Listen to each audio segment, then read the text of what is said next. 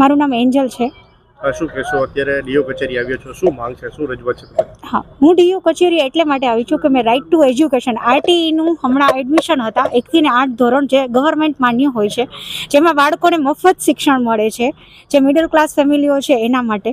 અને મેં મારી ડોટરનું એમાં ફોર્મ ફિલ કરેલું હતું.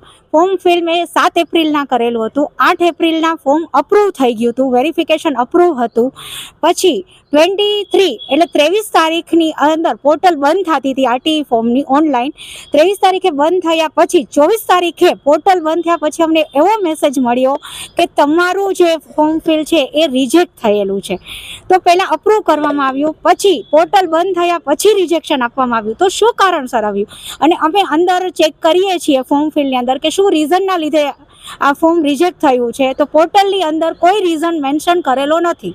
એના કારણે અમે અહીંયા અત્યારે જિલ્લા શિક્ષણ અધિકારીની ઓફિસે આવ્યા છીએ. પણ સરને અમે આન્સર પૂછીએ તો સર એમ કહે છે કે ઓપરેટર ફોન ઉપાડતા નથી, અને એ અમને એવું કહે છે કે 2 દિવસની અંદર અમે તમને ફોન કરશું. જો સર ફોન ના કરે તો અમારા છોકરાઓનું 1 થી 8 ધોરણનું એજ્યુકેશન બગડે.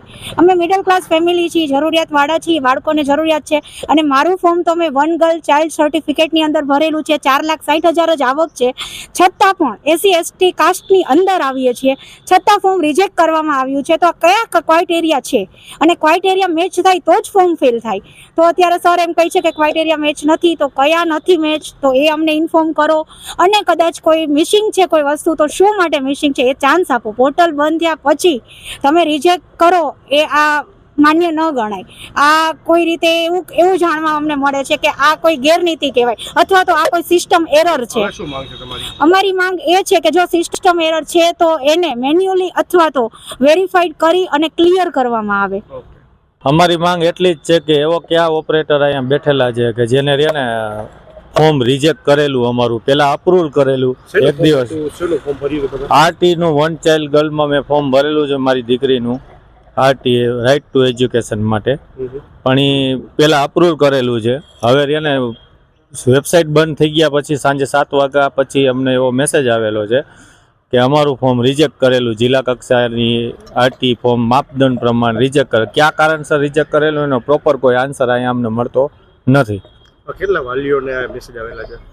100 ઉપર વાલીઓ અમે અહીંયા અત્યારે ઊભા છીએ. અને એ સિવાયના ઘણા અનએજ્યુકેટેડ વાલીઓ છે જેને ખબર જ નથી કે કયા કારણસર આ લોકોએ રિજેક્ટ કર્યું. એવા ઘણા બધા વાલીઓ હેરાન થયા છે. તમે અધિકારીને મળીએ જો કોઈ વાત થઈ જાય જિલ્લા શિક્ષણ અધિકારી સાથે? અધિકારીને મળ્યા તો એને અમને એમ કીધું કે ઓપરેટર ફોર્મ નથી ઉપાડતું, તમારી ખાલી અરજી નંબર આપો ને અમે 2 દિવસની અંદરમાં તમને જવાબ મળશે. 2 દિવસની અંદરમાં તો આરટીનું બધી કાર્યવાહી ટાઈમલાઈન પૂરી થઈ જશે, તો અમને અત્યારે કોઈ જવાબ નથી દેતું.